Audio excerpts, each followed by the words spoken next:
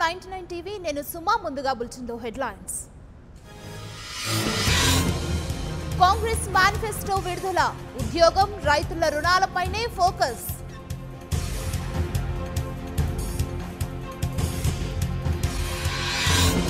పేదవారిని Congress vote bank లానే చూస్తోంది. బీజేపీనే మళ్లీ అధికారంలోకి వస్తుందన్న ప్రధాని.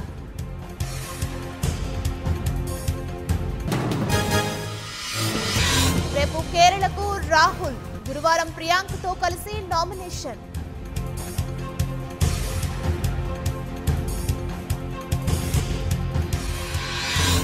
హార్దిక్ పటేల్ కి సుప్రీంలో చుక్కెదురు, ఎన్నికల్లో పోటీ చేసేందుకు అర్నీదారుడు క్లోజ్.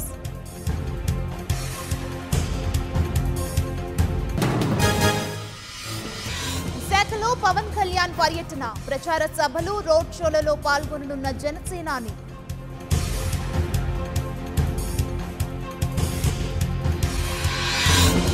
నేడు విశాఖకు బీఎస్పీ అధినేత్రి మాయావతి, రేపటి నుంచి జనసేన తరపున ప్రచారం.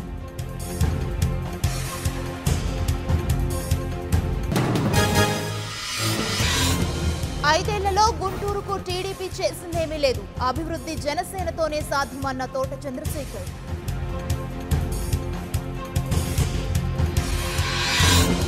ప్రజల్లో కసిని పౌరుషాన్ని ఓట్లుగా మార్చుకోవాలి, అన్ని చోట్ల టీడీపీకి విశేష స్పందన లభిస్తుందన్న చంద్రబాబు.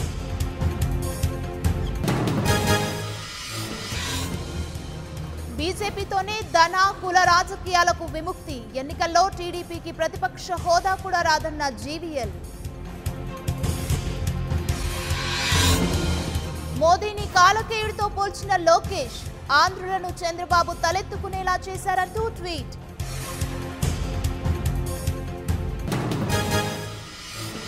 చంద్రబాబు బాహుబలైతే లోకేష్ కట్టప్ప, వెన్నుపోటు టీడీపీకి అలవాటి అంటూ కన్నా ట్వీట్.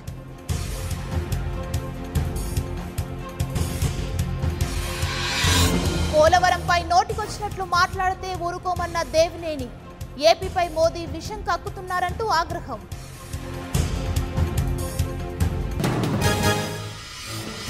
ప్రచారంలో దూకుడు పెంచిన చంద్రబాబు, చిత్తూరు నెల్లూరులో రోడ్ షోలు బహిరంగ సభలు.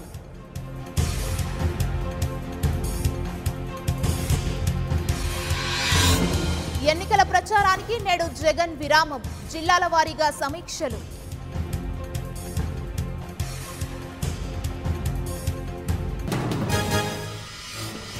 వరంగల్ భువనగిరిలో కేసీఆర్ సభలు, ఉప్పల్లో చుట్టైనున్న కేటీఆర్.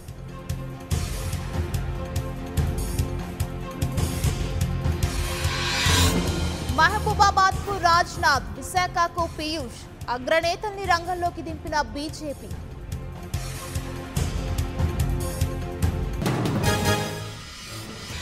ఈసీకి సవాల్గా నిజామాబాద్ ఎన్నికలు, ఏర్పాట్లపై అధికారుల సమీక్ష.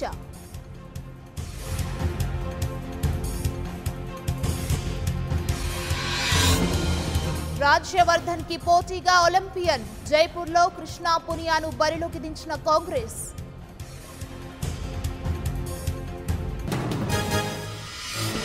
ఈడీ కేసులో రాబర్ట్ వాద్రాకు ఊరట, ముందస్తు బెయిల్ కి అంగీకారం.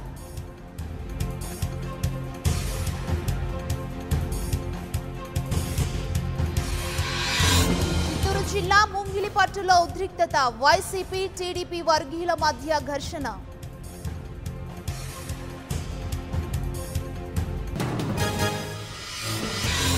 హైదరాబాద్ చాదర్ ఘాట్ లో వీధి రౌడీల వీరంగం, తన్వీర్ అనే యువకుడిపై కత్తితో దాడి.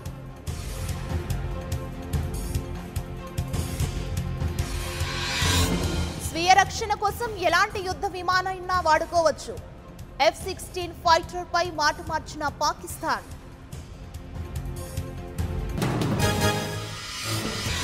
గల్ఫ్ లో తొలి హిందూ దేవాలయం రెడీ, 20న అబుదాబిలో ప్రారంభించనున్న మోదీ.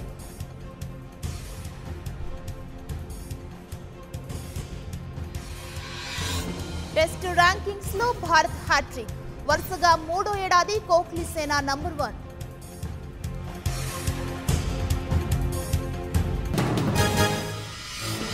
విజయం కోసం పాటలు పడుతున్న ఆర్సీబీ, జైపూర్లో నేడు రాజస్థాన్తో పోరు.